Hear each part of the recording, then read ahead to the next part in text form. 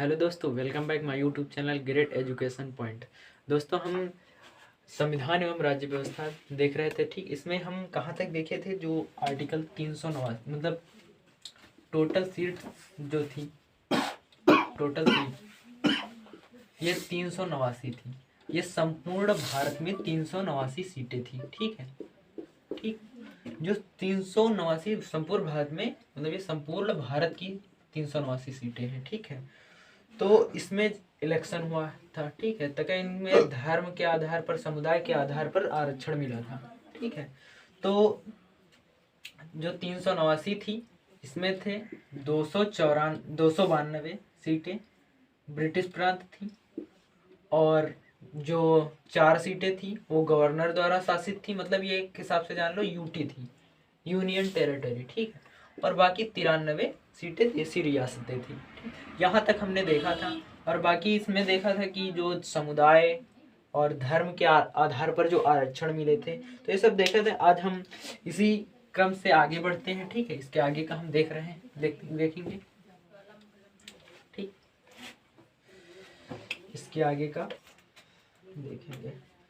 तो संविधान सभा में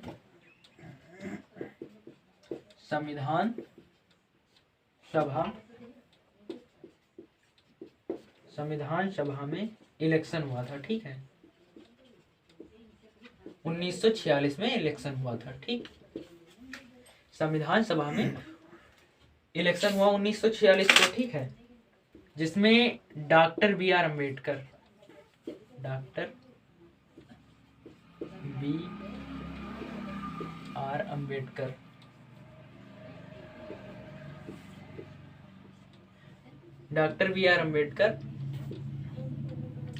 ये बंगाल से जीते थे। ठीक, बंगाल से ही जीते थे। ठीक है, जो इस वक्त उसमें है बांग्लादेश में। ठीक, बंगाल से, तो इसे पूर्वी पाकिस्तान कहते थे। ठीक है, तो जब इसका संविधान में इलेक्शन हुआ 1946 में, डॉक्टर बी आर अम्बेडकर, इनका कौन सा था? अनुसूचित जाति मोर्चा से जीते थे। अनुसूचित जाति मोर्चे से ये जीते थे। ठीक है, डॉक्टर बी आर अम्बेडकर जो पूर्वी बंगाल से विजयी हुए। ठीक, पूर्वी बंगाल से विजयी हुए। और 1947 में जब भारत का विभाजन हुआ, 1947 में जब भारत का विभाजन हुआ, 1947 में स्वतंत्रता अधिनियम में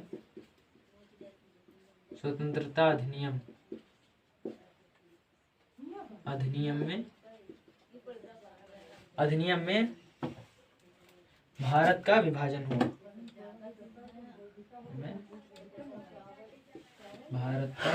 हुआ।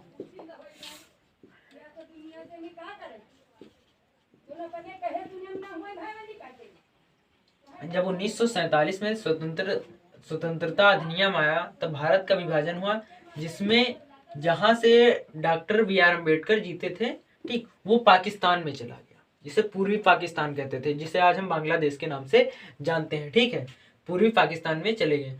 तो जो कांग्रेस थी, कांग्रेस ने अपने कांग्रेस दल के एक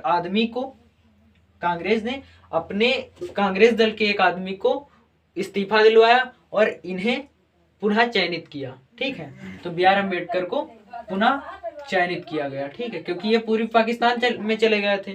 तो अब इतना बुद्धिमान आदमी जब दूसरे देश में जाने लगा, तो कांग्रेस ने अपने आदमी को एक इस्तीफा दिलवाया और भारत में मतलब चुना गया। ठीक है, तो आगे देखते हैं हम। यहाँ पर इतना ही था।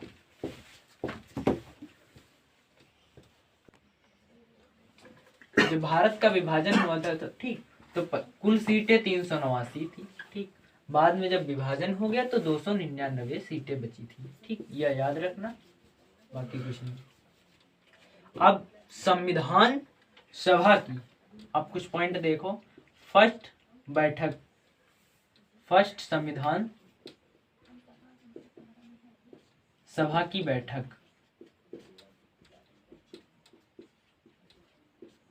बैठक, फर्स्ट संविधान सभा की बैठक 9 दिसंबर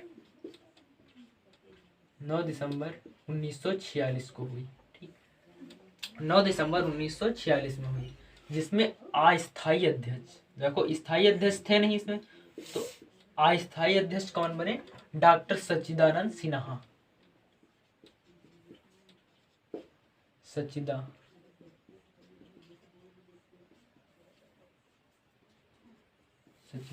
सिन्हा, जो कि उस वक्त उसमें सबसे बुजुर्ग थे। ठीक, इसलिए है जो है फर्स्ट संविधान सभा की बैठक में इन्हें अस्थायी सदस्य बनाया गया। ठीक, और ये जो इन्हें बनाया गया, तो ये कहां से अनुसरण करता था?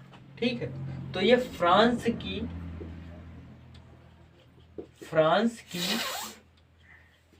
परंपरा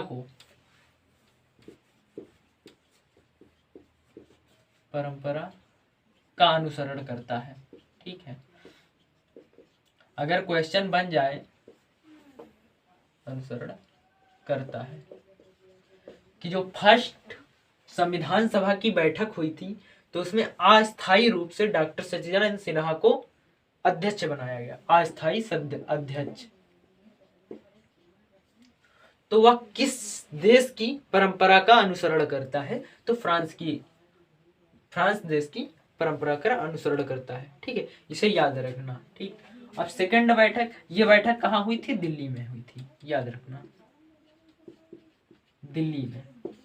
जो फर्स्ट संविधान सभा की बैठक हुई थी वो दिल्ली में हुई थी। ठीक, अब दूसरी है जो फर्स्ट, इसमें दूसरा पॉइंट क्या है? जो फर्स्ट संविधान सभा की बैठक हुई, इसमें मुस्लिमों ने बाइकआउट कर दिया। मुस्लिमों ने बाइकआउट मतलब वो शामिल नहीं हुए।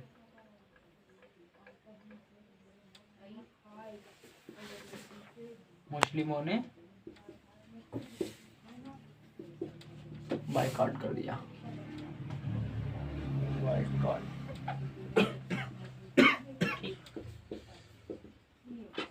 उन्होंने शामिल नहीं हुए। ठीक, अब दूसरी बैठक, सेकंड संविधान सभा।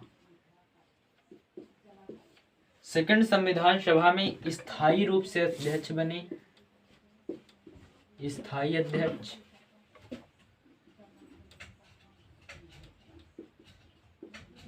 राजेंद्र प्रसाद, डॉक्टर राजेंद्र प्रसाद।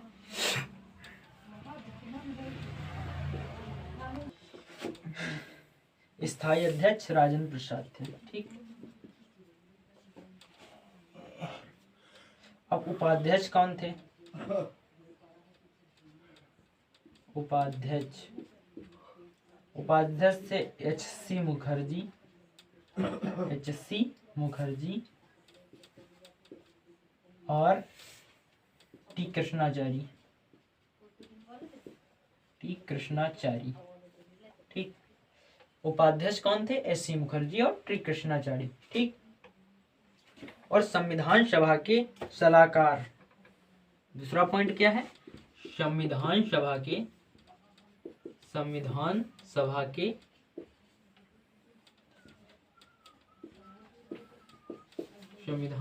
के सलाहकार वी.एन. राव। ठीक, इन पॉइंटों को याद रखना जो कि बहुत इंपॉर्टेंट है। सेकंड बैठक में कौन थे?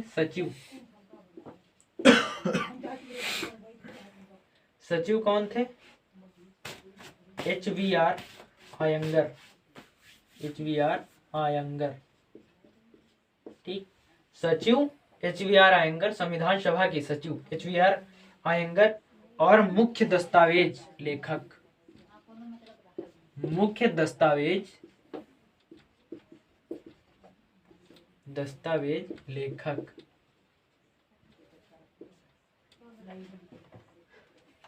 Chief draft man. ठीक, एस.एन. मुखर्जी,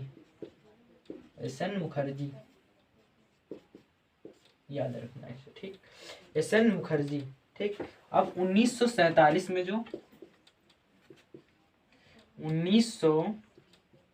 1947 का स्वतंत्रता अधिनियम, स्वतंत्रता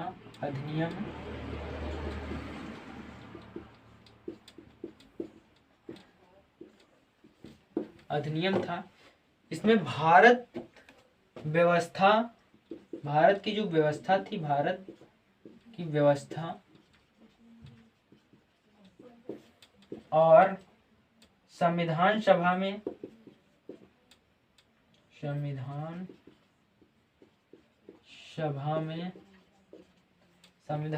में क्या परिवर्तन किया, ठीक। क्योंकि 1947 का जो स्वतंत्रता अधिनियम था, क्या परिवर्तन किए, यहाँ पर ये लिखते हैं किए, ठीक।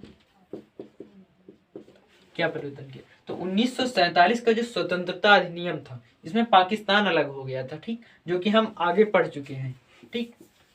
क्या कि जो B.R. अम्बेडकर जी थे, ये पूर्वी बंगाल से विजयी हुए थे। जो इलेक्शन हुआ था 1946 का संविधान सभा के में, तो ये पूर्वी बंगाल से विजयी हुए थे। लेकिन जब 1947 में विभाजन हुआ तो वह पाकिस्तान में चला गया, ठीक है, जो कि आज हम बांग्लादेश के नाम से उसे जानते हैं, ठीक। तो जब पाकिस्तान में चला गया तो इन्हें अपने देश में लाने के लिए मतलब भारत में लाने के लिए कांग्रेस ने अपने आदमी को इस्तीफा दिलवाया, ठीक, और B.R. अम्बेडकर को फिर से जोड़ा या निर्वाचित किया, ठीक।